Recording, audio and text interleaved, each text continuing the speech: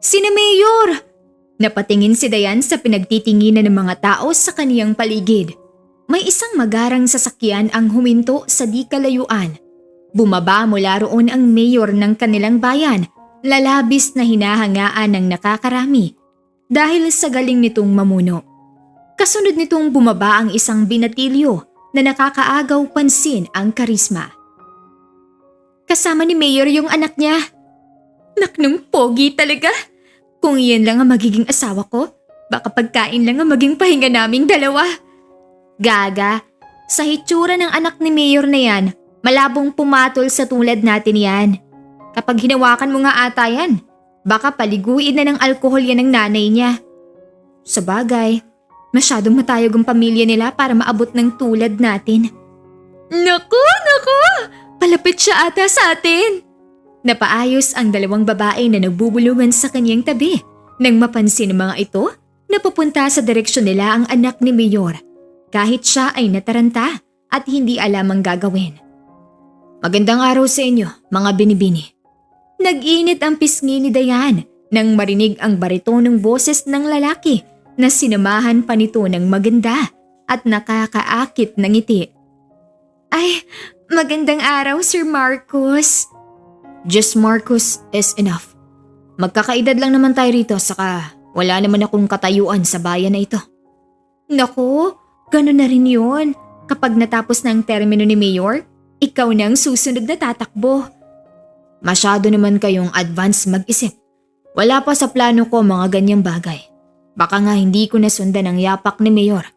Parang mas masayang magkaroon ng tahimik na buhay kasama ang asawa at mga anak ko. Asawa? Mag-aasawa ka na?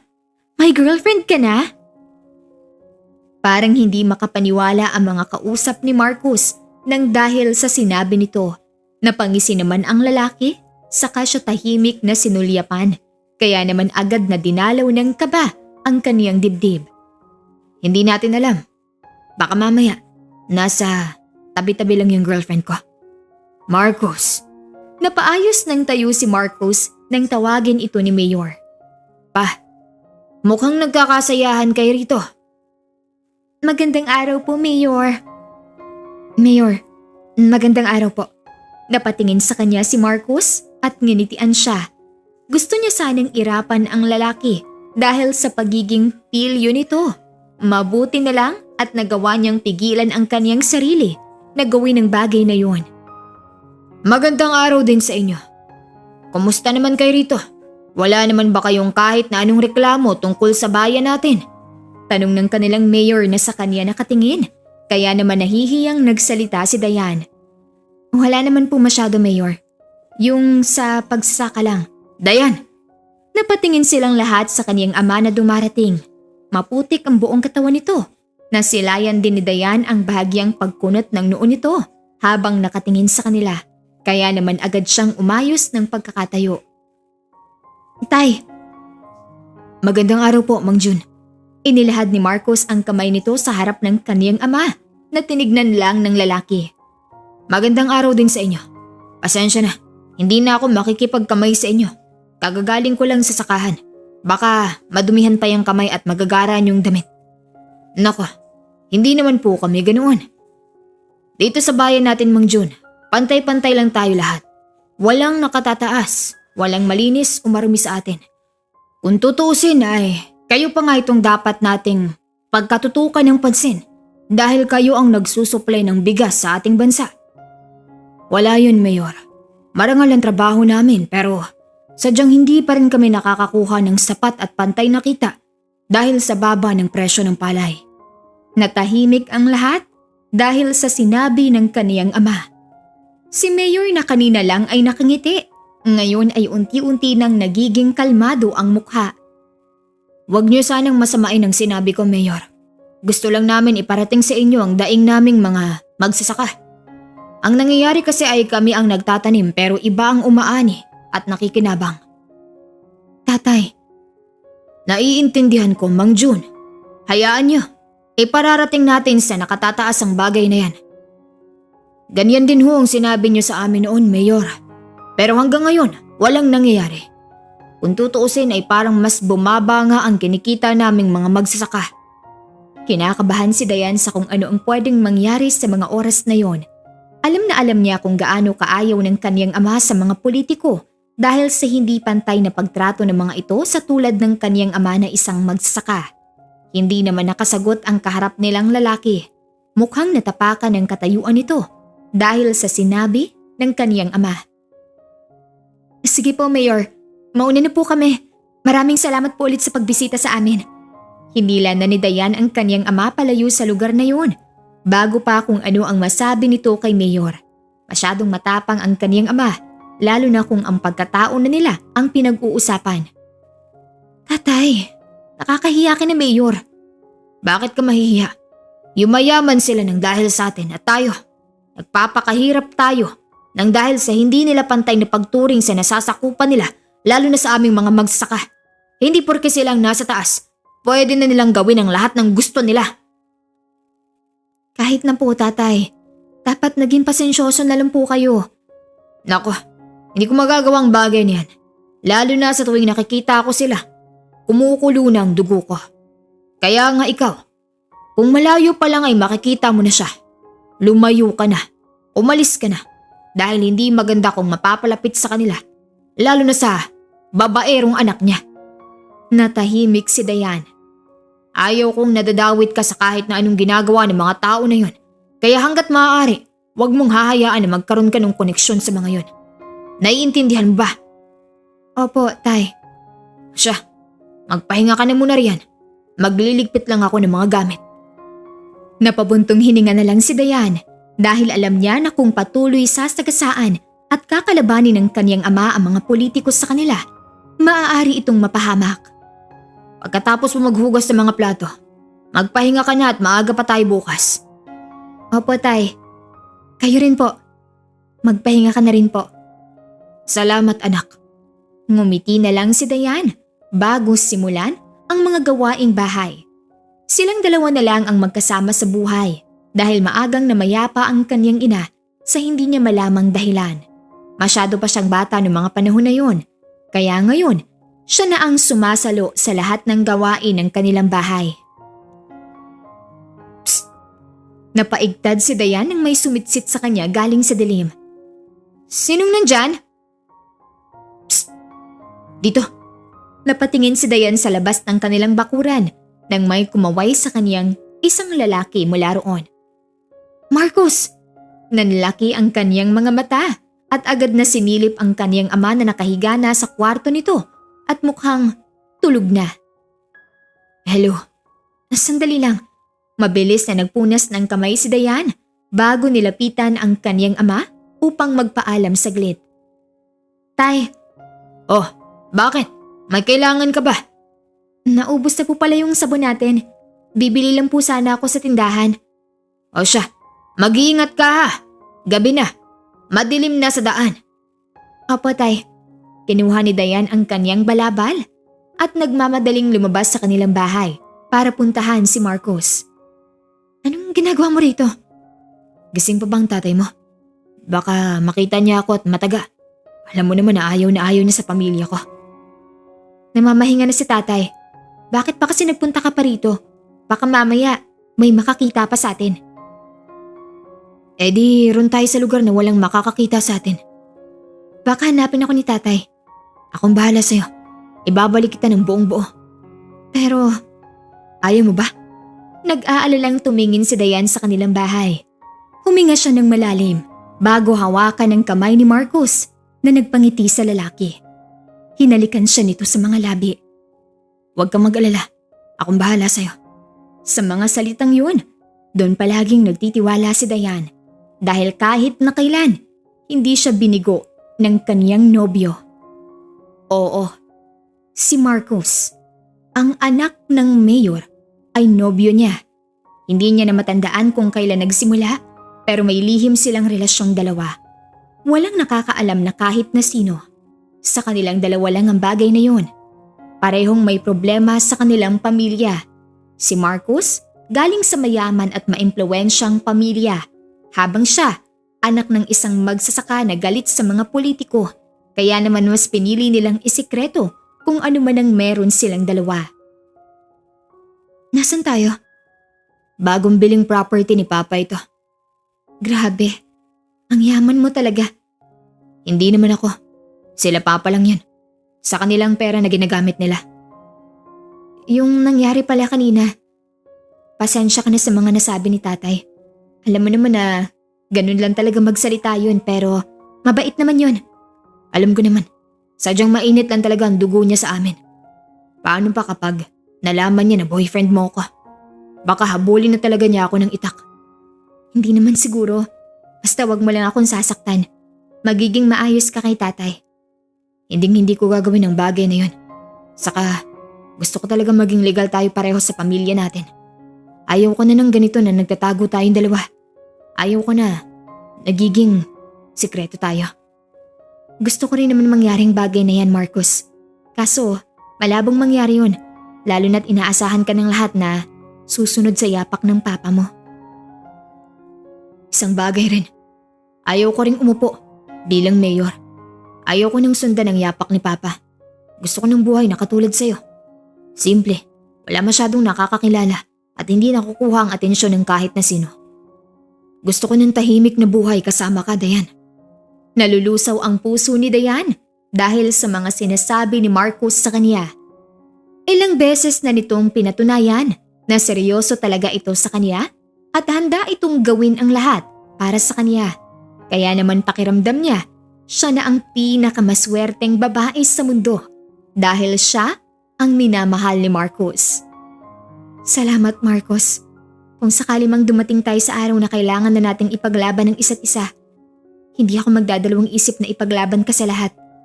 Meron akong dahilan para gawin ang bagay na yon. Kaya nga sana, maibigay mo sa akin ang lahat. Marcos, alam mong wala akong kahit na anong maibibigay sa'yo. Hindi ako mayaman. Si Tatay, magsasaka lang. Wala rin namang naiwan sa akin si Nanay kaya wala talaga akong kahit na anong maibibigay sa'yo. Hindi yun ang ibig kong sabihin, Dayan. Ipakita mo na kaya mong ibigay sa akin ang lahat para magkaroon ako ng dahilan na isugal ang lahat para sa'yo.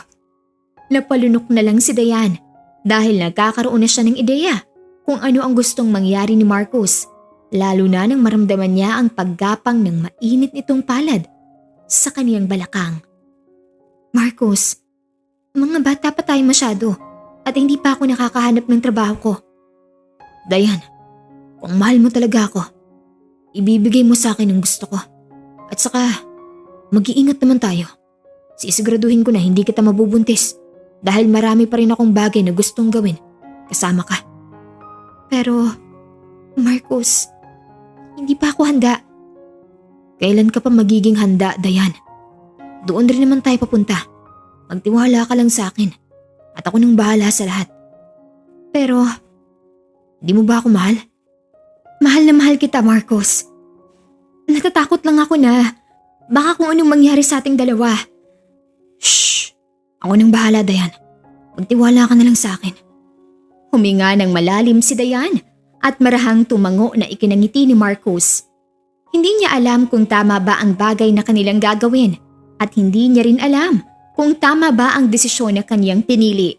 Noong gabing yon, ang nasa isip niya lang ay mga salitang binitawan ni Marcos sa kanya at ang mga pangako nito na alam niyang hindi nito babaliin.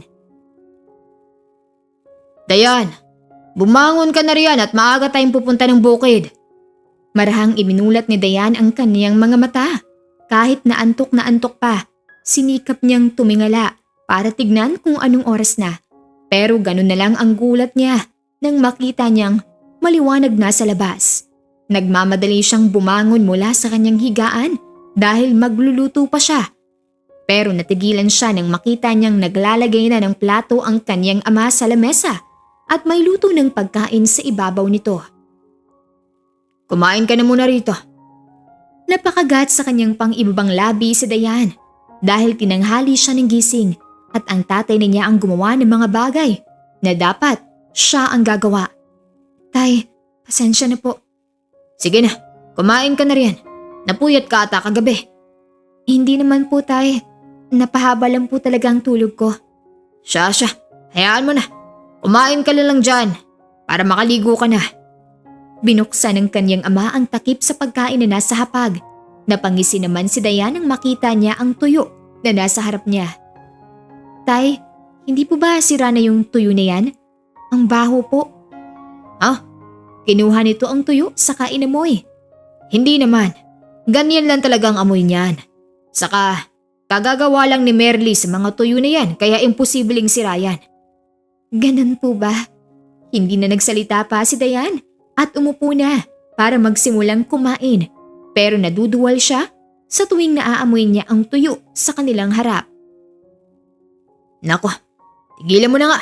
Baka hindi magandang pagkakagawa ni Merly sa tuyo niya. Huwag mo na lang kainin at baka masira pa ang tiyan mo. Pasensya na po, tay. Napabuntong hininga na lang ang kaniyang kaharap saka ipinagpatuloy ang pagkain. Hindi alam ni Dayan kung ano ang nangyayari sa kanya.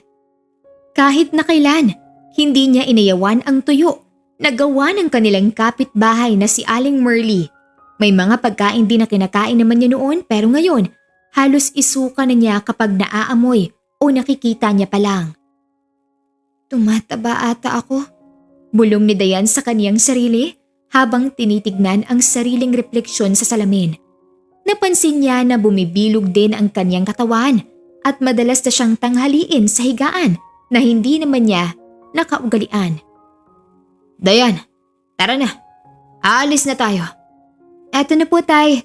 Kinuha na ni Dayan ang mga gamit niya at lumabas sa kwarto para sumama na sa kaniyang ama na pupunta sa bukid. Walang kahit na anong ideya si Dayan. Walang kahit na anong kakaibang bagay ang sumagi sa kanyang isip na maaaring nangyayari sa kanya. Mang June! Magandang umaga! Ikaw pala, Merly. Magandang umaga rin. Naku, munti ko na kayong hindi makilala. Hindi ko na kasi nakilala itong si Dayan. Gumaganda kasi ang katawan. Bumibilog ba? Naku, napapasarap kasi palagi ang kain naming mag-ama. Nitong nakaraang araw nga, ayaw kainin yung tuyo na gawa mo dahil mabaho raw. Tay, kakahiya. Ay, yun ba? Pasensya ka na. Maraming ang nakapagsabi sa akin tungkol sa bagay na yan. Naihalo ko kasi sa sariwang tuyo ang mga ibinilad ko kaya naging ganun ang amoy. Kaya naman pala nagsiselan tong anak ko. Naku, pasensya na. Munti ko pang isipin na naglilihi ang dalaga mo, Mang June. Naku, yan ang malabong mangyari, Merly. Hindi pa nagkakanobyo itong anak ko. Saka, napakalaki ng tiwala at respeto ko riyan kaya alam kong imposible ang sinasabi mo. Naku, binibiro lang kita, ikaw naman. Siya, mauuna na kami. Nagsimula ng humakbang ang kaniyang ama. Napatingin na lang siya sa likod nito. Hindi agad siya nakapag-react. Hindi agad siya nakapaglakad. Dahil napako na siya sa kanyang kinatatayuan dahil sa mga narinig niya. Kahit kailan, hindi sumagi sa kanyang isip na baka nagdadalang tao siya dahil nag-ingat sila ni Marcus nung gabing yun. Malaki rin ang naging tiwala niya sa kaniyang nobyo. Nanlalamig ang buo niyang katawan habang iniisip ang mga bagay na yun. Dayan, tara na. Parang naglalakad sa kawalan si Dayan habang nakasunod sa kaniyang ama. Matapos marinig ang pag-uusap ng dalawang matanda kanina, parang napagtagpi-tagpi niya ang lahat sa kanyang isipan. At ngayon, abot-abot na ang kaba na kaniyang nararamdaman habang hawak ang pregnancy test na binili niya kanina. Sana mali lang lahat ng to. Bulong ni Dayan habang hinihintay ang magiging resulta. Pilit na pinapakalma ni Dayan ang kanyang sarili. Abot-abot na kasi ang kaba na kanyang nararamdaman ng mga oras na yon hanggang sa tuluyan na ngang sumilip ang dalawang malinaw na pulang linya. Nabitawan niya ito at nanginginig ang buong katawan na napaupo na lang sa sahig ng kanyang kwarto habang umaagos ang luha galing sa kaniyang mga mata. Hindi pwede to. Hindi na alam ni Dayan ang dapat na gawin, ang dapat na maging reaksyon niya. Dahil kahit siya, parang hindi naniniwala sa kung ano man ang nakikita niya sa kaniyang harapan. Dayan, tara na! Nabitawan ni Dayan ang hawak niyang pregnancy test nang marinig niya ang kaniyang ama sa labas. Dayan! Wait lang po tay. Mabilis na itinago ni Dayan ang hawak niya. Inayos niya rin ang kanyang sarili bago lumabas at humarap sa kanyang ama.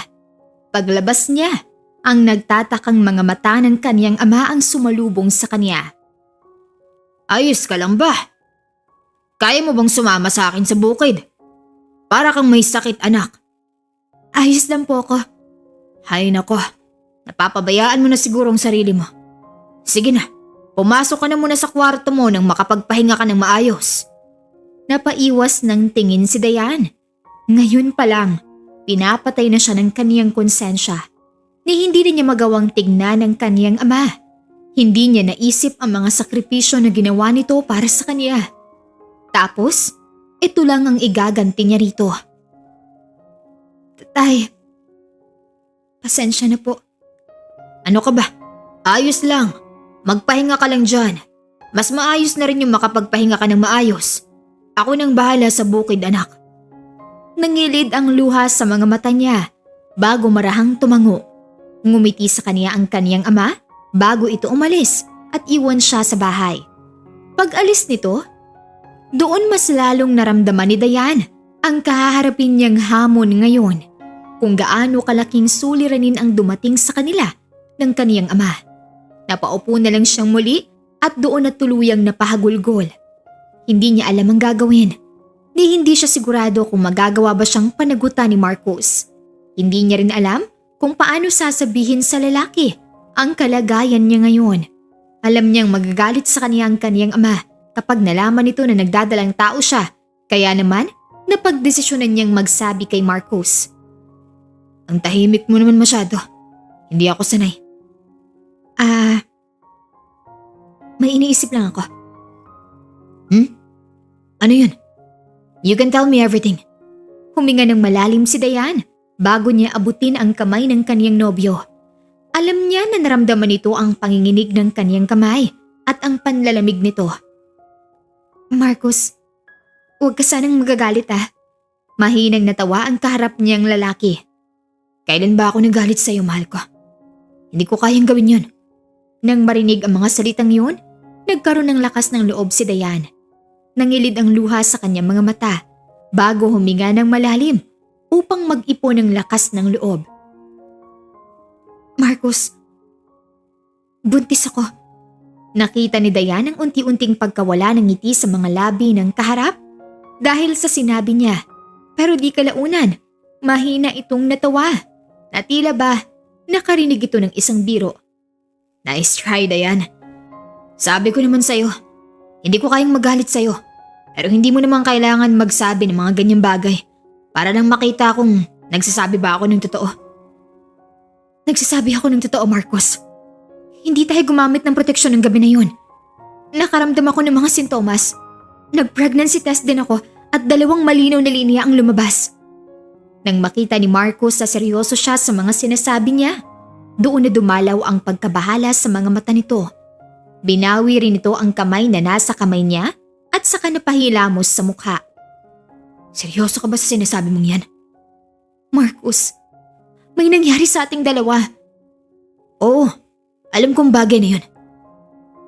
Pero kasi, hindi Tumayo ang lalaki at nagpalakad-lakad sa kanyang harap na tila nababalisa.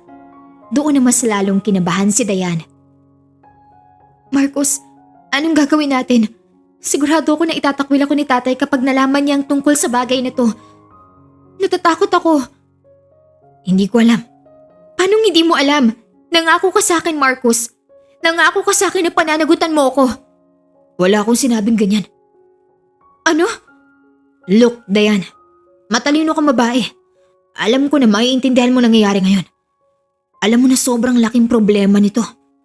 Kaya nga sinasabi ko sa'yo, dahil aware ako sa bagay na yan. Marcos, hindi ko alam ang gagawin ko. Abort the baby. Ano? Hindi pwedeng mabuhay ang bata na yan dahil hindi lang ikaw malalagay sa kapahamakan. Alam mo kung anong estado ng pamilya ko sa lugar natin. Ano na lang ang sasabihin nila kapag nalaman nila na nabuntis ko ang anak ng isang magsasaka? Isang malakas sampal ang iginawad ni Dayan sa mukha ni Marcos nang dahil sa sinabi nito. Ano? Gising ka na ba? Naiintindihan mo na bang nangyayari ngayon?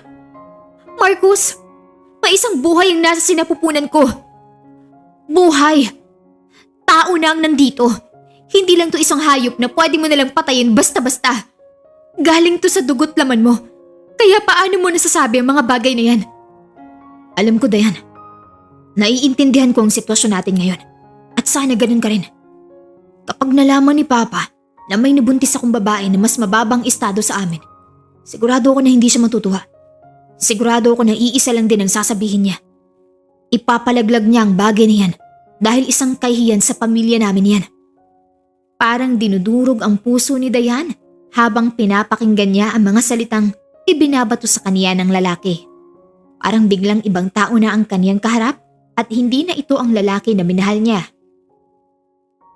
Ganyan na ba kababang tingin mo sa akin? Kaya ba hindi mo ako magawang ipakilala sa pamilya mo?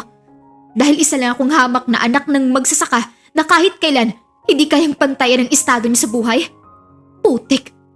Kung alam ko lang, sana hindi na ako nagpakatanga sa mga matatamis mong salita. Ang tanga ko lang dahil masyado akong naniwala sa'yo. Masyado akong umasa na baka nga posible na magkaroon tayo ng masayang relasyon pero nakalimutan ko. Galing ka nga pala sa pamilya ng politiko. Kung saan sa 10 salita nyo, isa lang ang dapat naming paniwalaan. Mapaklang tumawa si Marcus. Ngayon, lumabas na rin ang tunay na kulay mo.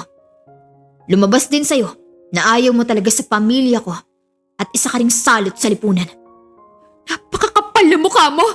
Kung may salot sa ating dalawa, ikaw yun, Marcus. Kayo ng pamilya mo. Kayo ang tunay na salot sa bansa natin kaya hindi tayo umaasenso. Nakabuntis ka na hindi mo kayang panagutan? Anong klaseng tao ka? Sa init ng katawan, nagpapakalalaki ka pero sa oras na ng responsibilidad, nawawala ng katigasan mo. Huwag kang magsalita na para bang ikaw ang biktima rito. Ipapaalala ko lang, ginusto mo rin ang bagay na to, Dayan. Kung tutuusin nga, hindi na kita sagutin. Kaya mo na yan. Nakapagtapos ka sa malaki, kilala, at mamahaling eskwelahan, pero patapon din naman pala yung utak na meron ka. At yung sinasabi mong ipa-abort ang bata na nasa sinapupunan ko, hindi ko gagawin yun. Bubuhayin ko ang bata na nandito at hindi ko hahayaan na makilala ka niya bilang ama niya.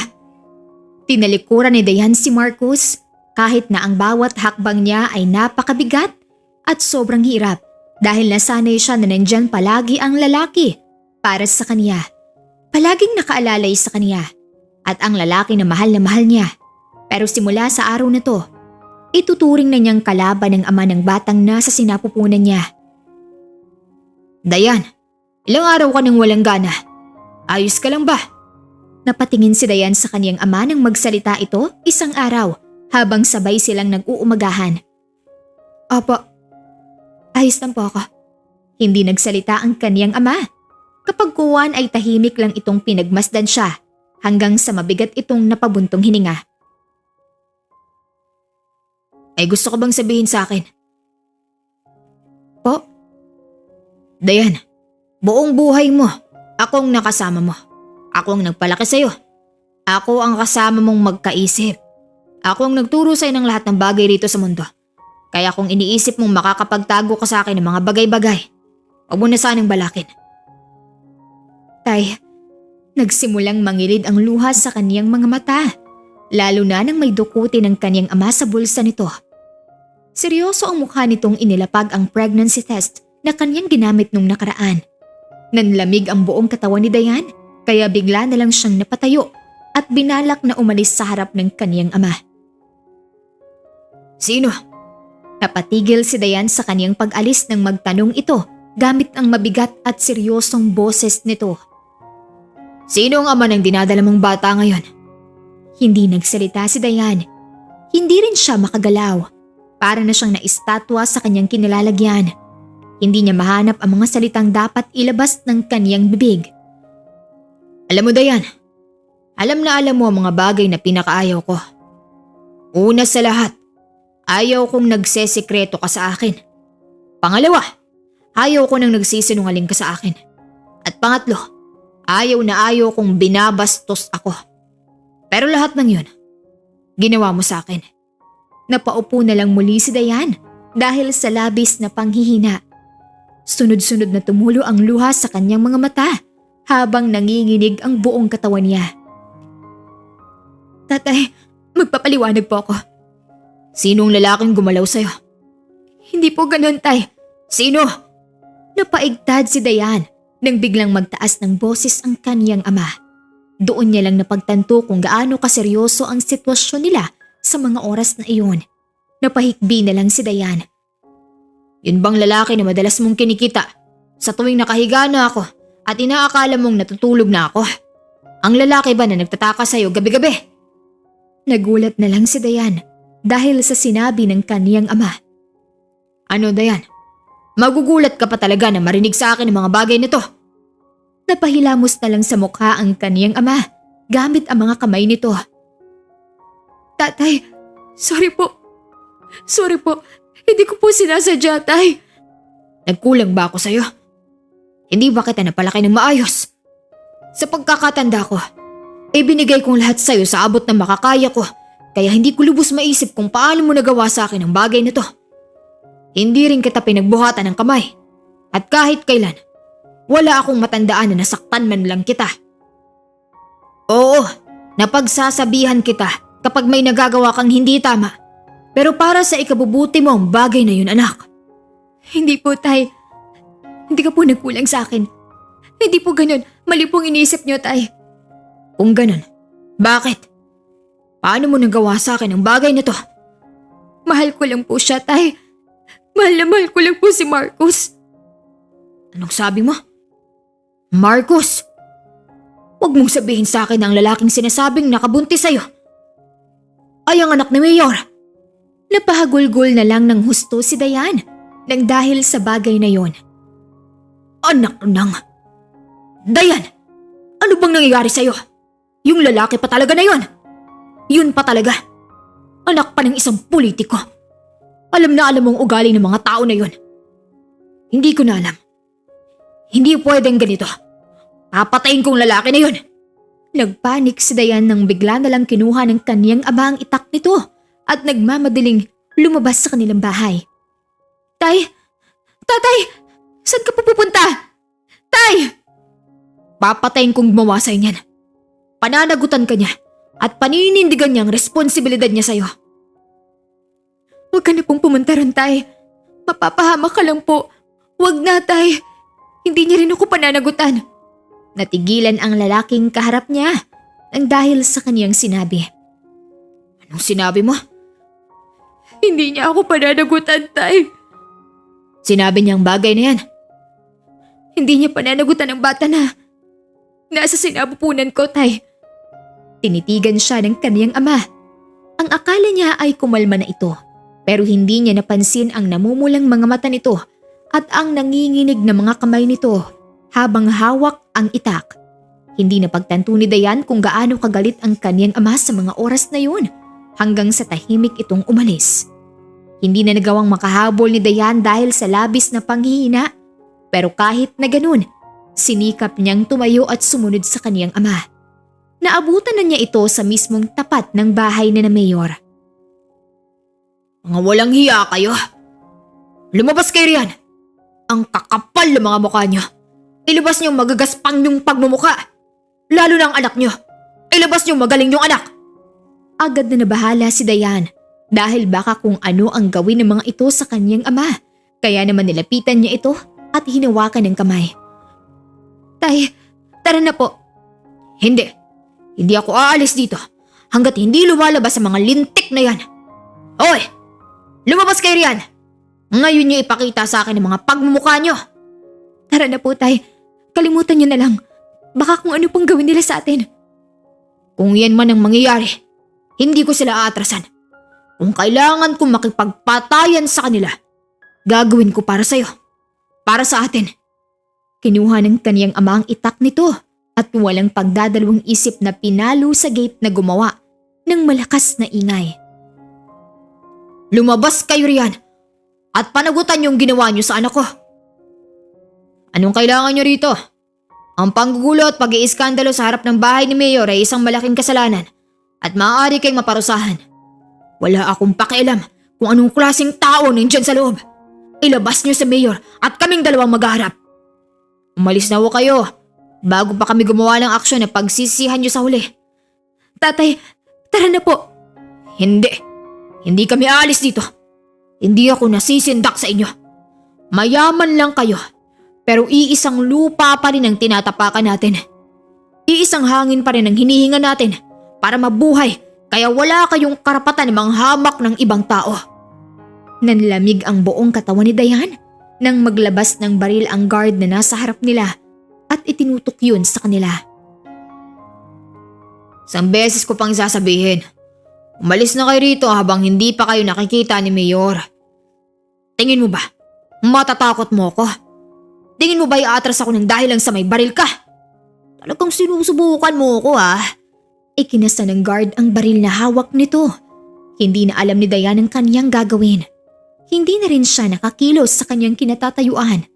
Nakita niyang kakalabitin na ng guard ang gatilyo ng baril na hawak nito nang biglang magbukas ang gate ng bahay na Mayor. Lumabas mula roon ang isang mamahaling sasakyan. Bumukas ang bintana nito at mula roon, dumungaw si Mayor. Ano nangyayari dito? Wala. Hoy, Mayor. Ilabas yung magaling yung anak. Tumahimik ka sabi. Huwag mong sasaktan ang tatay ko. Dayan? Napatingin silang lahat sa lalaking bumaba ng sasakyan. Nakakunot ang noo nito at puno ng pagtataka ang mga mata habang nakatingin sa kanya. Anong ginagawa mo rito? Ito ba? Ito bang walang hiya na tong bumuntis sa'yo? Buntis? Sinong buntis? Ano? Hindi mo rin alam? Ganyan na ba talaga kayong manghamak ng tao? Papaalala ko lang sa inyo, hindi baboy si Dayan para iwan pagkatapos anakan. Kailangan mong panagutan ang anak ko. Po, ano pong sinasabi niyo, Mang Jun? O ba't nagmamaang-maangan ka pa? Mang Jun, hindi ko talaga alam ang sinasabi niyo. Hindi ko nga nalalapitan o nahahawakan man lang yung anak niyo. Kaya imposible yung sinasabi niyo na ako ang ama ng dinadalang sanggol ng anak niyo. Napakakapal na mukha mo. Huwag mo akong itanggi, Marcus. Alam nating pareho ang totoo. Yun naman pala. Alam natin pareho ang totoo. At ang totoo, hindi ko alam ang sinasabi niyong mag-ama. Alam na alam ang ibig kong sabihin, Marcus. Alam mo na nabuntis mo ako at ayaw mo akong panagutan. Ano ba yung sinasabi mo? Ganyan na ba kadesperado mga may hirap? Para pati yung sanggol na ipinagbubuntis nyo, ipapaako nyo sa ibang tao. Dahil bakit? Hindi nyo kayang sustentuhan o buhayin? Huwag kasi kayo mag-aanak kung hindi nyo kaya. Isang malakas sa sampal ang iginawad ni Dayan sa mukha ni Marcus nang dahil sa mga pinagsasabi nito. Nagising ka na ba sa kahibangan mo? Oo, Marcus. Mahirap kami. At oo, alam ko na hindi mo ako pananagutan pero hindi sapat na dahilan yun para pagsalitaan mo ako ng ganyan. Ayos na sa akin na hindi mo kilalanin ng bata sa sinapupunan ko pero ang pagsalitaan ng ganyang bagay, sobra ka na. Sobra na kayong mga mayaman at may kapangyarihan. Hindi porke kaya niyong gawin ang lahat ng bagay na gusto niyo. Pwede na rin kayong manghamak ng tao. Ipapakulong kita. Kakasuhan ko kayo. Mang Jun, wag na sanang umabot pa sa ganyang bagay. Hindi. Sinira niyo ang pagkatao ng anak ko. Ginulo niyo ang nananahimik naming buhay. Kaya ipaparamdam ko rin sa inyo ang bagay na ginawa niyo sa amin. Hindi ko kayo patutulugin. Sisiguraduhin kong mumultuhin kayo ng sarili niyong konsensya. Mang Jun, alam niyo, ayaw ko nang umabot pa sa ganyan ang lahat ng to. Ama ka rin, Mayor. Kung ikaw ang nasa posisyon ko, sigurado ako na maiintindihan mo ako. Naiintindihan kita, Mang Jun. Pero ang anak ko na mismo ang nagsabi na wala siyang alam sa pinaparatang niyo sa kanya.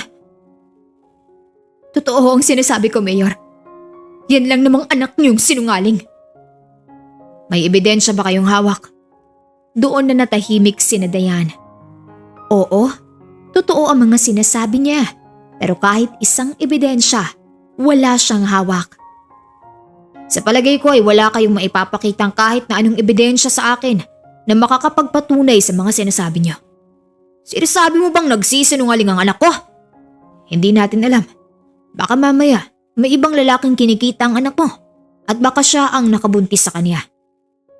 Hindi po ako ganung babae, Mayor. Madaling magsabi, Iha. Grabe talaga kayo. Sobra kayo. Sisiguraduhin kong pagsisisihan niyo ang lahat ng to. Mang Jun, kusa na kayong tumahimik kesa akong magpatahimik sa inyo. Kinilabutan si Dayan sa binitawang salita ni Mayor. Alam niya kung ano ang kayang gawin ng mga taong nasa kanilang harapan ngayon. Tinignan ni Dayan si Marcus. Nakita niya ang ngising pilit nitong itinatago sa kanya. Hindi ako natatakot sa inyo. Sisiguraduhin ko na hindi lang ang anak mo ang mabubulok sa kulungan. Pati ikaw, Mayor. Maghihimas ka ng bakal na rehas. Kung yan ang gusto mo, Mang Jun, hindi kita pipigilan. Basta, mag-iingat kayo palagi. Huwag kayong matutulog ng mahimbing kapag gabi na. Kayo rin, Mayor. Huwag kayong masyadong magpapakampante. Nagtagisa ng tingin ang kanyang ama at si Mayor.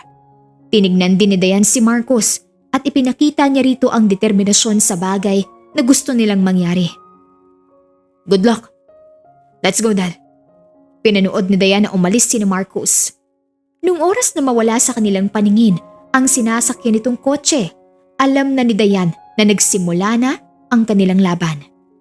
Para sa aming tagapakinig, ano kaya sa palagay niyo ang susunod na mangyayari?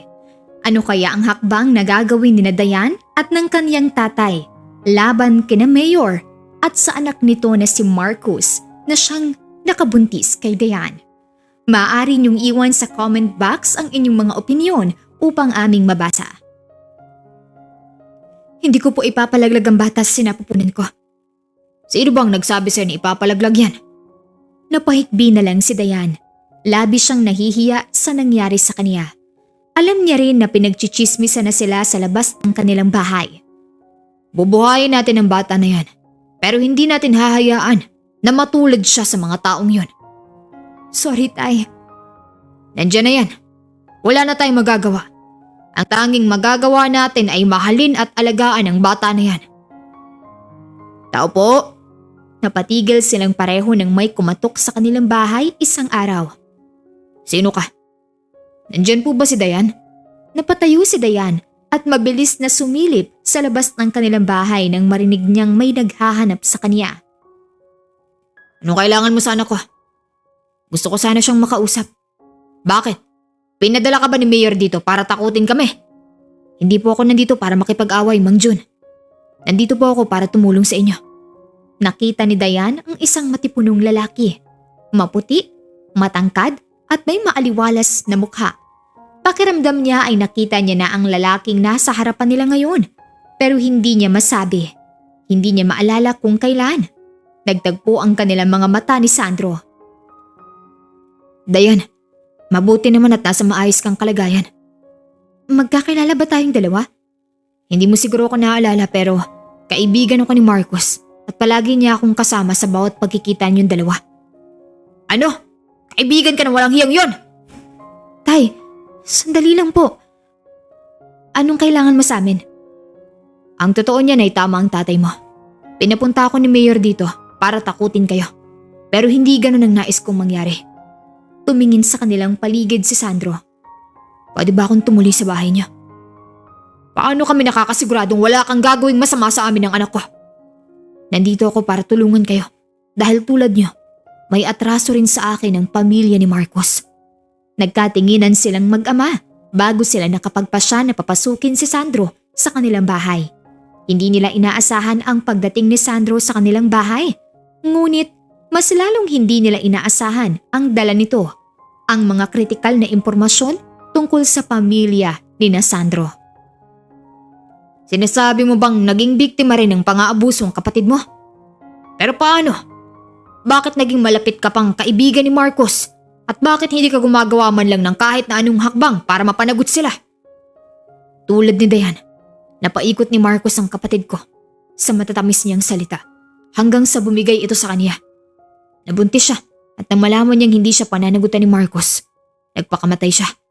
Napahawak na lang sa kanyang bibig si Dayan nang dahil sa kaniyang narinig. Hindi kami tunay na magkapatid. Anak siya ni Papa sa labas. Pero iningatan ko siya ng higit pa sa isang tunay na kapatid. At sa kagustuhan ko na makamit ang hustisya para sa kanya, ginawa ko ang lahat para mapalapit kay Marcos. Pero hindi pa rin naging sapat yun para magkaroon ako ng sapat na lakas ng loob para kalabanin si Marcos. Dahil alam ko kung gaano sila makapangyarihan. At kami ang nakita mong gawing pain. Hindi po sa ganan, Mong Jun. Kayo po ang nilapitan ko dahil nakita kong lakas ng loob sa inyo na kahit kailan hindi ko makukuha. Napatitig na lang si Dayan kay Sandro dahil ramdam niya ang galit at ang kagustuhan nito na makuha ang hustisya na matagal na nitong hinahangad. Ilang taon ako naging lihim na espiya sa kanilang bahay. Makailang ulit na rin akong muntik mahuli at maparusahan, pero nandito pa rin ako at nagbabaka sakali. Hanggang sa nakita kong nangyaring gulo sa bahay ni na Mayor. Nung araw na yun, alam ko nang kayo mga taong matagal ko nang hinihintay upang maparusahan sila. Paano kami nakakasiguro na totoo ang lahat ng mga sinasabi mo? Nandito ang mga ebidensya na naipon ko simula umpisa hanggang ngayon. Ayan ang matitibay na ebidensya na magagawang ipanglaban sa kanila. Inilabas ni Sandro ang isang envelope na naglalaman ng mga kritikal na impormasyon patungkol sa pamilya ni Marcos. Mga ebidensya sa mga iligal na gawain nito. Kinilabutan si Dayan sa mga nakita at nalaman niya. Alam niyang hindi malabong may ginagawang hindi maganda ang pamilya ni Marcos, pero hindi ganito kalala. Higit pa ito sa kanyang inaasahan. Noong gabing yun, halos hindi nakatulog ng maayos si Dayan. Kakaisip sa mga nalaman niya dahil kay Sandro. Hindi niya rin alam kung kailangan niya bang pagkatiwalaan ng lalaki na yun. Pero kung pagbabasehan niya ang mga sinabi nito, mukha namang mapagkakatiwalaan ito at sa palagay niya, magagawa nilang makuha ang hustisya na para sa kanila. Kaya naman tinawagan niya ang number na iniwan sa kanila ni Sandro. Sandro, si Dayan to. Gusto kong ituloy ang plano. Alam ni Dayan na masyadong delikado pero nais niyang sumugal dahil kung hindi sila kikilos, hindi niya alam kung kailan pa nila makukuha ang hustisya na kanilang inaasam. Alam ba ng tatay mong tungkol sa bagay nito?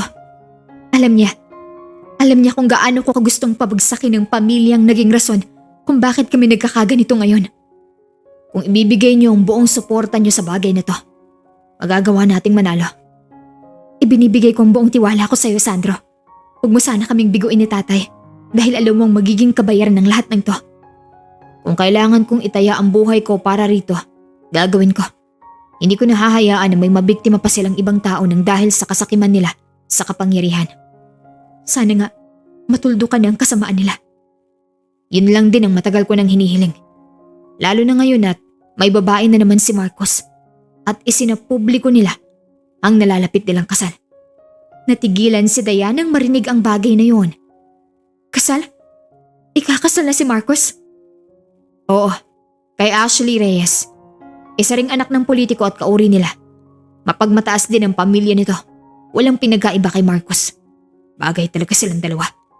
Natahimik na lang si Dayan at muling inalala ang mga gabing tumatakas sila ni Marcos upang magtagpo. Naaalala niya pa ang mga bawat pangakong sinasabi sa kanya ng lalaki at hindi niya maiwasang matawa na lang ng mapakla dahil sa dami ng sinabi ni Marcos sa kanya. Kahit isa ron, walang totoo. Siya ang pinangakuan ng kasal. Pero sa iba ito magpapakasal. Ang galing. Gagamitin sana natin ang pagkakataon na yun para ipalabas ang lahat ng baho nila. May media sa kasal ni na Marcos at Ashley. Magandang pagkakataon yun para i-expose lahat ng baho nila. Galit ako, Sandro. Alam ko. Galit na galit ako sa kanila ngayon. Gusto kong pagbayarin silang lahat. Gusto kong iparamdam sa kanila ang ipinaramdam nila sa akin. Gusto kong lumuhod sila sa harap ko. Gusto ko lumuha rin sila at magmakaawa na patawarin ko. Ang mga tulad nila walang kapatawaran. Ang dapat sa kanila, tinatapon ng buhay sa impyerno. Napahawak na lang si Dayan sa kanyang puson nang maramdaman niya ang kaunting kirot dito. Ayos ka lang ba? Oo, ayos lang ako. Napatingin si Dayan sa kamay ni Sandro na humawak sa kanyang kamay. Mukhang napansin naman ito ng lalaki, kaya mabilis nitong inalis ang kamay nito sa kanya. Pasensya na. Ihahatid na kita sa bahay niyo. Masyadong mabilis ang lahat kay Dayan. Parang nung isang gabi lang, pinagpaplanuhan nila ni Marcus ang buhay na gusto nila ng magkasama. Pero ngayon, pinagpaplanuhan na niya kung paano mapapabagsak ang lalaki na minsan na niyang inibig. Nakauwi ka na pala. Kumain ka na riyan. May gatas ng kalabaw riyan. Inumin mo yun para makatulog ka ng maaga. Salamat po, Tay. Sige na, magpapahinga na ako. Maaga akong aalis bukas dahil may bibili sa lupang ibinibenta ko. Sorry po, Tay. Labis ang konsensya na nararamdaman ni Dayan dahil sa nangyayari ngayon sa kanila. Huwag mo nang isipin ang bagay na yun. Ginagawa ko ang bagay na to para mabigyan ka ng magandang buhay. Kayo ng magiging anak mo na magiging apo ko. Dapat ngayon ay natutulungan ko kayo, Tay. Pero tignan mo at buntis ako. Pasensya na talaga. Masyado akong nadala sa mga salita ni Marcus. Napaniwala niya ako na totoo ang pagmamahal na ipinapakita niya sa akin. Pero ang lahat pala ng yun, malaking kasinungalingan lang. Hindi ko hahayaan na makatulog pa ng mapayapa ang mga tao na yan. Hayaan mo lang ako, anak. Ako nang bahala sa lahat. Sa ngayon, alalahanin mo ang pagbubuntis mo. Alagaan mo ang sarili mo at ang bata na nasa sinapupunan mo. Huwag mo sanang maisip ang bagay na ginawa ng kapatid ni Sandro. Ayaw kong humantong ka sa ganung sitwasyon. Baka hindi ko na talaga kayanin kung sakaling mangyayari sa yung bagay na yon. Ikaw na lang ang tanging meron ako. Huwag mo sana akong iwan. Nangilid ang luha sa mga mata ni Dayan. Tumayo siya at lumapit sa kaniyang ama para yakapin ito. Ngayon ay naiintindihan na niya ang lahat. Hindi galit ang kaniyang ama. Ayaw lang nito na mapahamak siya. Ayaw nito na mangyari sa kaniya ang nangyari sa kapatid ni Sandro. Mahal na mahal po kita, Tay. Hindi kita iiwan. Dahil sa mga nangyayari sa kanila, mas lalong nagkaroon ng dahilan si Dayan para mas lalong ituloy ang mga plano nila laban kay Marcus. Lalo na at napatunayan ni Sandro na hindi sila nito iiwan at sasamahan sila nito sa lahat ng gagawin nilang plano. Naawa rin siya sa lalaki dahil wala na ang kapatid nito upang makita ang lahat ng paghihirap na ginagawa ni Sandro upang maibigay nito ang hustisya na matagal na nilang inaasam. Kay Mayor pa lang, napakaraming kaso na ang kaharapin niya. Sapat na mga ebidensya na hawak natin para madiin siya at si Marcus naman, sigurado ako na mabubulok siya sa kulungan. Sana ay madiin sila sa mga kasalanan nila. Huwag sanang hayaan ng mga nasa taas na mapawalang sala sila ng dahil lang sa estado nila sa buhay. Ipanalangin na lang natin na huwag sanang magbulag-bulagan ng mga nasa taas upang mapanagot ang mga taong nagkasala kahit na ano pang katayuan nila sa buhay. Napatingin si Dayan kay Sandro. Kitang-kita niya ang pagiging desidido nito na maisakatuparan ang lahat ng kanilang pinaplano. Sapat ng ilang buhay na nawala ng dahil sa kanila. Hindi na dapat madagdagan at masundan pa. Alam ko, hindi man natin kilala ang iba nilang biktima, pero sa oras na malaman nila na makukulong at magbabayad sa batas ang mga tao na yun, sigurado ako na kasama natin sila sa pagtatagumpay. Mabibigyan natin sila ng kapayapaan at kapanatagan sa buhay. Kasama mo ako sa laban na to, Sandro. Kasama mo kami. Marami kaming umaasa na magiging matagumpay ang lahat ng to. Kapag nangyaring bagay na yun, makakatulog na tayo ng maayos at ang kapatid mo. Sigurado ako na matatahimik na ang kanyang kaluluwa kung nasaan man siya ngayon. At sigurado rin ako na sobrang proud siya sa'yo. Dahil hindi ka sumuko. Hindi ka huminto sa pag-abot ng hustisya para sa kaniya. Salamat ng marami, Dayan. Ito na ang huli. Ito na ang oras para pagbayarin sila. Ngumiti si Dayan. Malaki ang tiwala niya na magiging maayos din ang lahat. Masyadong banayad ang kaniyang dibdib. Hindi siya nakakaramdam ng kaba habang papalapit ang araw ng pagbunyag nila sa lahat. Naninibago rin si Dayan dahil hindi na siya nakakaramdam ng sakit kapag naiisip niyang ikakasal sa ibang babae si Marcus. Naiisip niya na hindi magiging maganda ang buhay nito dahil sila ang magiging daan upang baguhin ang lahat sa kanilang lugar. Hindi ka ba kinakabahan? Napatingin si Dayan kay Sandro habang nagmamaneho ito papunta sa lugar na pagdadausan ng kasal ni na Marcus at Ashley. Saan? Sa mangyayari ngayon? You're so calm. You know, Parang a-attend lang tayo sa normal na kasal. Mahinang natawa si Dayan bago napatingin sa labas ng bintana. Hindi ko rin maintindihan ang nararamdaman ko ngayon. Imbes na kaba at takot ang maramdaman ko, mas nakakaramdam ako ng pagkasabik at saya. Bakit naman? Siguro dahil matutuldukan na ang lahat ng kaguluhan na to. Hinawakan ni Dayan ang kaniyang tiyan. Hindi pa man niya nararamdaman ang kaniyang anak. Pero alam niya na nakasuporta rin ito sa kaniya sa mga oras na iyon. Dahil magiging tahimik na ang lahat. Kung sakali mang magkagulo at magkagipitan, asahan mo na hindi kita iiwan. Hindi ko hayaan na sa huli. Ikaw pang masasaktan pagkatapos ng lahat ng to. Alam ko, Sandro. Sa maikling panahon, pinatunayan mo sa akin kung sino ba ang dapat na pagkatiwalaan sa hindi. Pinakita mo sa akin kung ano nga ba ang totoo at sa kasinungalingan lang. Ganun naman dapat talaga. Hindi natin kailangan magpanggap upang makuha ang simpatsya ng iba. Napangiti na lang si Dayan. Lihim na kung sana si Sandro na lang ang una niyang nakilala kesa kay Marcos na pinaasa at sinaktan lang siya. Nang makarating sila sa lugar ng pinagdarausan ng kasal ni na Marcos, pinatago muna siya ng lalaki sa ligtas na lugar habang naghihintay sa tamang panahon. Kapag nagbigay na sila ng vows, doon magpa-flash ang lahat ng ebidensya natin. Sana lang ay makasama ang staff na kinausap ko dahil malaking perang ibinahid ko sa kanya. Paano kung baliktarin ka ng taong yun? Paano kapag pinahamak ka pa niya? Hindi mangyayari yan. Tinignan ni Dayan ang labas ng pinagtataguan niya.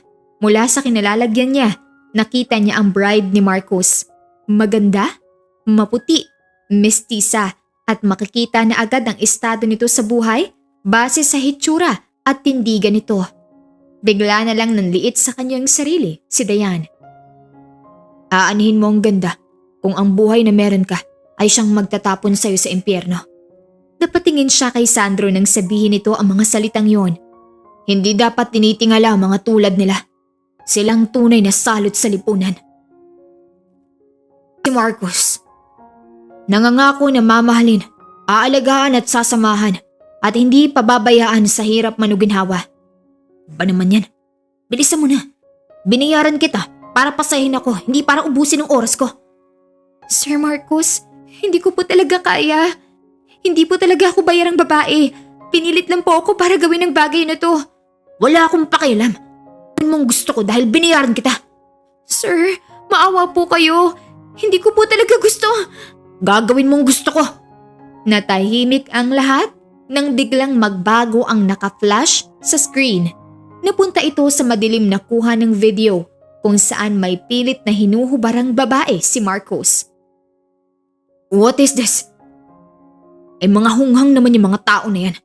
Pakitaan mo ng konting pera. Parang mga ulol na aso yung susunod sa'yo pa. Hayaan mo lang. Pera lang naman ang kasagutan sa mga tao na yan. Saka hindi na natin kailangan mangamba sa darating na eleksyon. Sigurado ng pagkapanalo ko dahil nabayaran ko ng ilang babagsak na balota sa lugar natin. Kaya sa'yo ako pa. Alam na alam mo ang gagawin para walang makaagaw ng pwesto mo. Dapat alam mo na mga ganong kalakaran sa politika. Pera ang pinakamalakas sa sandata. Can anyone stop this? What's happening? Sino nagpapalabas ito? Ipatigil niyo ang kabaliwan nito. Na-deliver na ba ang mga droga na kailangan mailipat sa Maynila? At yung mga pera na nasa maleta, nailipat niyo na ba sa kondo? Kailangan ay mailipat na yun bago dumating ang panibagong linggo. Baka makahalata sila na hindi ko talaga ginagamit ang pera na yan para sa proyekto sa lugar na ito. Sino sabi nagpapalabas ng kabaliwan na to? Itigil niyo to! Nagsimula ng magbulungan ng mga tao sa kanilang paligid. Ang mga media hindi na rin huminto sa pagkuha ng iba't ibang anggulo sa screen. Kanya-kanyang bulungan ang mga tao sa paligid. Itigil niyo to! Huwag niyong sirain ang kasal ko! Walang katotohanan ng mga bagay na to. Oo, nabuntis ko siya. Pero wala naman akong balak na panabutan siya. Malas nga lang at nadisgrasya ko siya. Pero ayos lang. Inaasikaso na ni Papa ang pagpapaligpit sa kanya at sa tatay niyang hampas sa lupa. Matatahimik din ang mga yan. Nakita na kung paano magpanik si Marcos. halos magwala na ito para lang matigil ang nagpa-flash sa screen. Mayor, eto nag-aay sa technical system. May bitbit na isang lalaki ang bodyguard ni Mayor. Naramdaman niya ang paggalaw ng lalaki sa kaniyang tabi. Dayan, oras na para lumabas tayo. Ikaw, sino nag-utos sa'yo na gawin ang bagay nito? May nagbayad lang po sa akin para gawin ang bagay nito, sir. Sinong tao na yan, ha? Si Sir Marcos, bitawan mo siya. Sandro, bitawan mo ang tao na yan dahil wala siyang kinalaman dito. Binayaran ko lang siya para gawin ang trabaho niya rito sa kasal mo. Ano?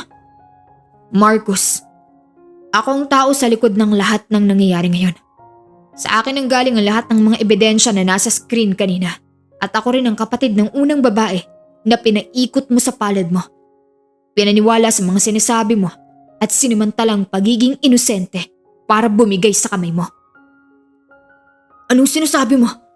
Wala akong alam sa sinasabi mong kabaliwan na yan. Naiibang ka na ba? Ano ba tong ginagawa mo, Sandro? We're friends. Pinagkatiwalaan kita pati ng pamilya ko. Kaya bakit mo ginagawang bagay nito sa akin? Jennifer Sandoval. Ano? Natatandaan mo na bang pangalan na yan? Siya ang babae na nabuntis mo at hindi mo pinanagutan kaya kinitil niya ang sarili niyang buhay nang dahil sa kawalang hiyaan mo. Nakita nila kung paanong namutla si Marcos nang dahil sa sinabing iyon ni Sandro. Ano? Gusto mo pa ba ng mga ebidensya? Gusto mo bang ilabas ko pa kung ilang babae bang nagawan mo ng kababuyan mo? You're a traitor. Sa ating dalawa, ikaw ang traidor, Marcos. Masyado ka lang utu-uto kaya nahulog ka rin sa kamay ko. Nakakaawa ka. Kayo ng papa mo, masyado kayong sakim sa kapangyarihan na hindi nyo na napapansin na napapaikot na rin kayo ng ibang tao. Marcos, what's happening here, babe? Napatingin si Dayan kay Ashley nang lumapit ito kay Marcos para alamin ang nangyayari. Kaya naman gumawa na rin siya ng paraan upang makapagsalita. Yung lalaki na pakakasalan mo, marami ng kasong kinahaharap yan. Ingat ka na lang at baka kapag nabuntis ka niyan, hiwalayan ka lang din tulad ng ginawa sa akin. Ngayon ay nalipat sa kanya ang lahat ng atensyon ng mga tao na nandun sa lugar na yon. Biktima rin ako ng panloloko ni Marcos at ngayon na nagdadalang tao ako, hindi niya man lang ako magawang panagutan. Pinagbantaan niya pa ang buhay namin ng tatay ko. Kasama si Mayor sa nanakot at nagbanta sa amin. Pati ikaw, Dayan. Nandito ka rin. Sinong nagpapunta? Ha? You planned all this. Pinlano niyong dalawang bagay na to. Sinira niyong pinakamahalagang araw sa buhay ko. At sinira mo naman ang buong buhay ko. Ang buong buhay ng mga babaeng niloko mo. Isang beses lang nangyari, pero buong buhay na naming dadalhin. Ikaw, ang isang araw na to, baka mabura mo na gamit ang kapangyarihan ng ama mo. You! Napatigil sa pagsasalita si Mayor nang mapagtanto nitong maraming media ang nasa paligid nila. Inayos nito ang sarili at umaktong kalmado. Iha, isang mahalagang seremonya ang araw na ito. Baka nagkakamali ka lang. Bakit hindi mo ipakita ang tunay na ikaw rito, Mayor? Bakit hindi mo gamitin ang makapangyarihan mong mga salita na nakakapagsindak sa maraming tao? Bakit hindi mo ipakita sa kanila kung gaano kakalupit sa ibang tao kapag wala ng ibang nakakakita? Ipakita mo ang tunay niyong ugali. Huwag na kayo magpanggap dahil bisto na ang lahat ng kahayupang ginagawa niyo sa likod ng mga tao. Stop accusing my father. You don't have any. Ebidensya bang kailangan mo? Inilabas ni Sandro ang isang envelope na naglalaman ng mga ebidensyang hawak niya. Isinampal nito sa mukha ni Marcos ang envelope. Magsawa ka kakatingin. Busugin mo ang mga mata mo sa lahat ng bagay na ginawa mo na pilit mong tinatakbuhan. Lalo na si Dayan. Si Dayan ang pinakamatibay kong ebidensya na hawak sa mga oras na to. Makukulong ka, Marcos. Ipinapangako ko ang bagay na yan. At kasama ka na rin, Mayor. Paalala ko lang. Wala kang puso, Sandro. Tinanggap ka ng pamilya namin kahit na galing ka lang sa pamilya na mas mahirap pa sa aso. Kung anong meron ng anak ko ay meron ka rin. Binihisan kita. Tinuring kitang parang totoong anak tapos ganito ang gagawin mo sa akin. Huwag po kayong mag-alala, Mayor. Inipon ko lahat ng ibinigay ninyo sa akin dahil ayaw kong tumanggap ng mula sa nakaw. At napakakapal talaga ng mukha mo. Tito is right.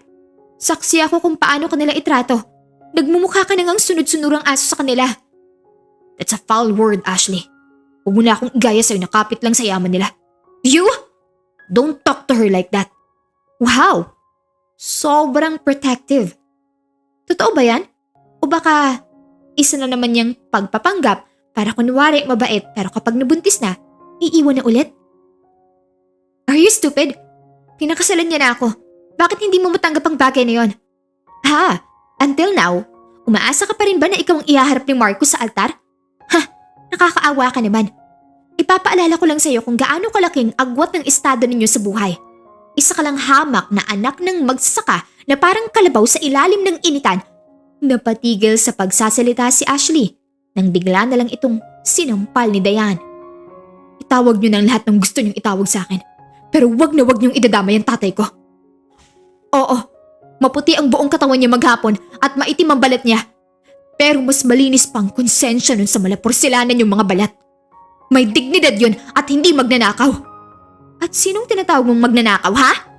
Susugurin sana siya ni Ashley pero maagap siyang sinalag ni Sandro at malakas na itinulak si Ashley papunta kay Marcos na ikinagalit naman ng lalaki. Anong karapatan mo para saktan siya, ha?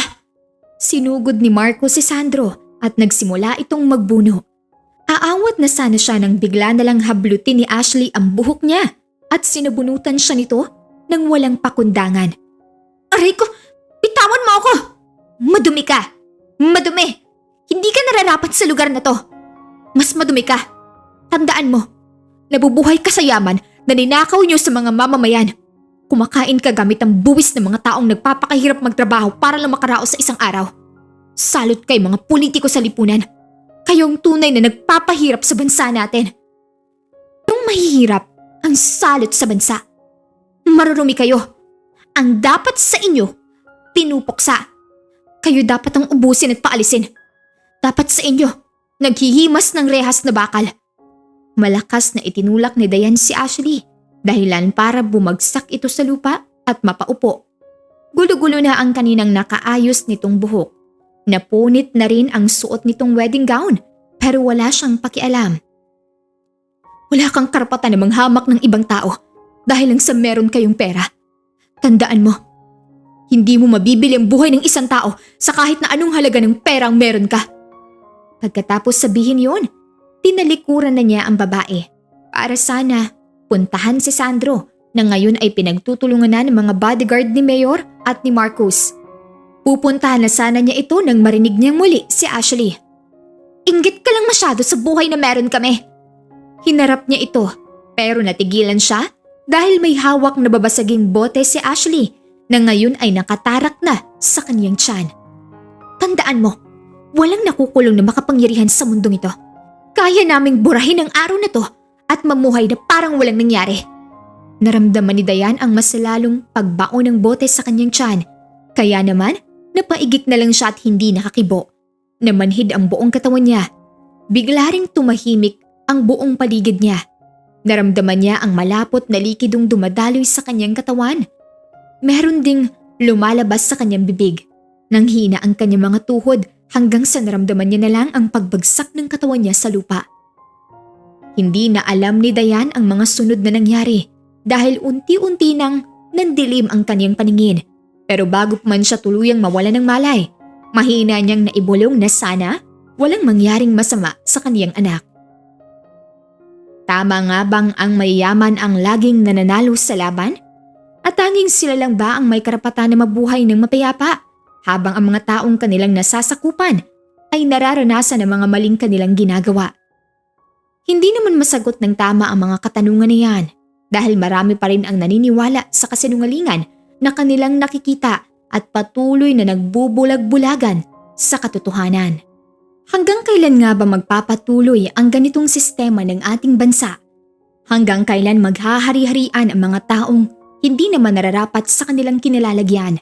At hanggang kailan tayo maghihirap sa mga bagay na hindi naman natin dapat nararanasan kung wala lang kasinungalingan na lumalaganap? Dayan, magpahinga ka na riyan. Umalis ako na nakaupo ka na riyan. Nakauwi ako na nandyan ka pa rin. Kumain ka naman ba ng tanghalian mo? Napatigil saglit si Dayan sa pananahi at tinignan ang kanyang ama na kararating lang galing sa bukiran. Marahang ngumiti si Dayan bago dahan-dahan na tumayo mula sa kanyang kinauupuan. Kumain na ako, Tay. Kinain ko yung pagkain na iniwan mo para sa akin. Tinatapos ko na lang po ito nang makapagpahinga na rin po ako. Ipaghahanda ko kayo ng pagkain, Tay. Wag na. Maupo ka na lang dyan at mamahinga.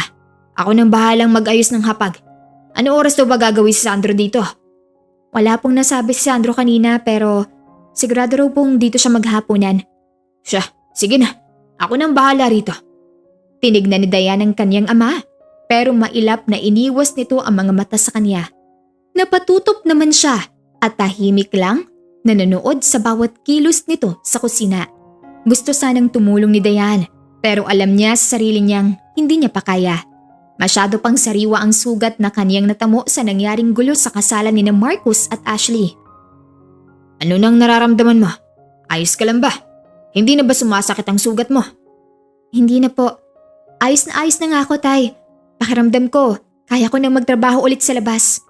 Ako, hindi na muna. Dito ka na muna sa bahay. Magpahinga ka na lang ng magpahinga hanggang sa tuluyan kang gumaling. Nakatalikod ang kaniyang ama habang kinakausap siya nito. Pero naririnig niya ang mahina at tahimik nitong pagsinghot. Kami na muna ni Sandro ang bahala sa'yo. Basta, dyan ka lang. Magpagaling ka lang dyan. Opo, Tay. Salamat po. Imbes na makipagkulitan, mas pinili ni Dayan na tumanaw sa bintana at damhin ang lamig ng simoy ng hangin. Simula ng araw na yun, madalang nang lumabas ng bahay si Dayan. Hiring na lang ang tangi niyang sinasadya sa labas at nang mapatawan ng kaparusahan ang pamilya ni Marcus. Halos hindi na siya lumabas ng kanilang bahay. Masaya siya sa naging resulta ng kanilang paghihirap. Napatunayan na may sala sina Marcus at ang ama nito na si Mayor. Kasama ring nakulong ng mga ito si Ashley dahil sa pagtatangka nitong pagkitil ng kanyang buhay. At isa ring bagay, ang mga taong dahilan para mawala ang bata sa kanyang sinapupunan. Ilang buwan na pero sa tuwing maaalala niya ang pagkawala ng bata sa kanyang tiyan, parang bumabalik ang lahat sa kanya at matinding sakit pa rin sa kanyang puso ang kanyang nararamdaman na kahit ang tatay niya umiiyak pa rin sa tuwing maaalala ang bagay na yon. Malayo na naman ang narating ng isip mo. Baka naman mapagod ka na niyan. Sandro, napatingin si Dayan kay Sandro na kararating lang sa kanilang bahay. Okay ka lang? Oo naman, ayos na ako. Nako, tama nga si Mang Jun. Hindi ka marunong magsinungaling. Tinanaw ni Sandro ang Ginoo sa loob ng kusina bago maupo sa kaniyang tabi. Iniisip mo pa rin? Hindi ko maiwasan eh. Sana ngayon, malaki na yung tiyan ko. Kung ano-ano na sigurong pagkain ang hinahanap ko. Nakakaramdam na rin siguro ako ng morning sickness. Ang dami na sigurong nagbago sa akin kung sakaling natuloy lang yung pagbubuntis ko. Shh! Umiyak ka lang, Dayan. Iiyak mo lang yan. Sandro, wala akong ginawang masama para parusahan ako ng ganito. Silang may ginawang hindi maganda sa akin. Sila dapat ang parusahan. Nasa kulungan na silang lahat ngayon.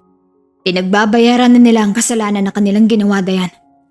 Nagbabahid na silang lahat. Huwag mo na masyadong intindihin ang bagay na yon. Pero, hindi ko pa rin maiwasang isipin. Naging multo ko ang sarili kong anak. Ang daming tanong, ang daming paano, ang daming pangarap na alam kong hindi na matutulad at masasagot dahil wala na. Nawala na ang anak ko sa akin. Noong araw na malaman ni Dayan na nakunan siya dahil sa saksak ni Ashley sa kanya, pakiramdam niya ay nais na lang din niyang maglaho sa mundo. Mabuti na lang at hindi siya sinukuan ni Sandro.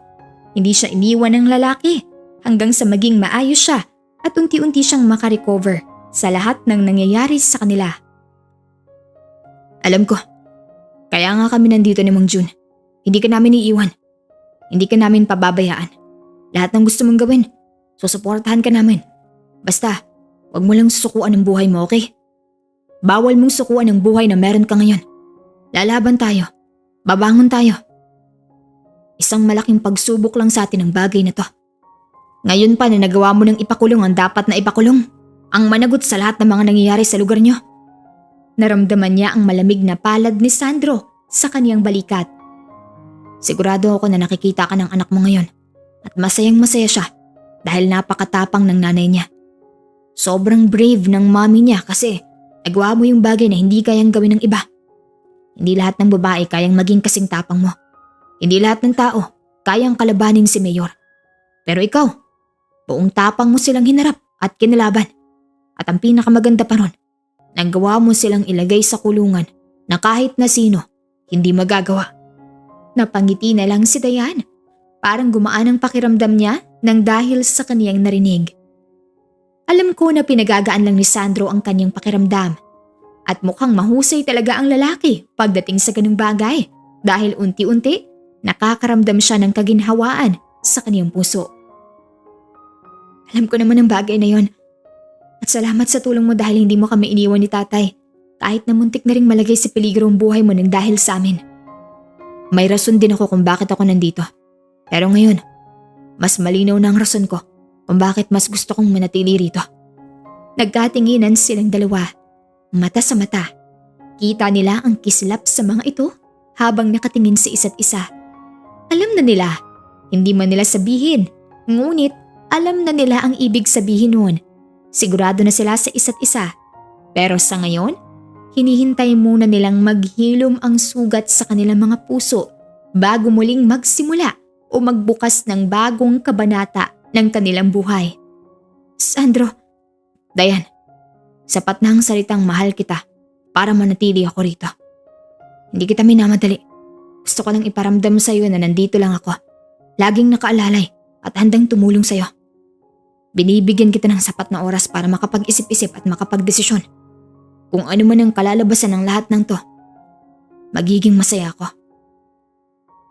Sandro, wala namang mangyayaring ganon. Hayaan mo lang ako magpagaling pa. Hayaan mong maghilom pa ang sugat. Hindi lang sa aking tiyan kundi pati na rin ang sa aking puso. Gusto ko na papasukin ka sa buhay ko na ayos ako. Na wala akong dapat pang isipin na nakaraan. Alam ko na iisa lang ang nararamdaman natin para sa isa't isa. Pero wag ka sanang mainip habang naghihintay sa akin ng sagot dahil kaya kong ipangako sa iyo na magiging sulit ang paghihintay mo sa akin. Aasahan ko ang bagay na yan, Dayan. Nagkangitian silang dalawa.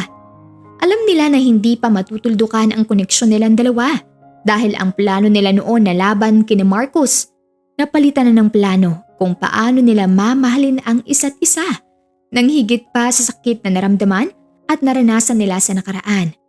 Hinihintay na lang nila ang tamang oras upang maisagawa na nila ang pagbuo ng sarili nilang pangarap ng magkasama. Dito na nagtatapos ang kwento ng buhay ni Dayan. Sana may napulot kayong bagong aral at naway nagustuhan niyo ang katapangan na meron si Dayan upang makapagpatuloy siya sa kanyang buhay. Kung may nais kayong sabihin o iwang mensahe, mangyari na ilagay lang ito sa comment box upang aming mabasa. Maraming salamat po. Hanggang sa susunod na kwento.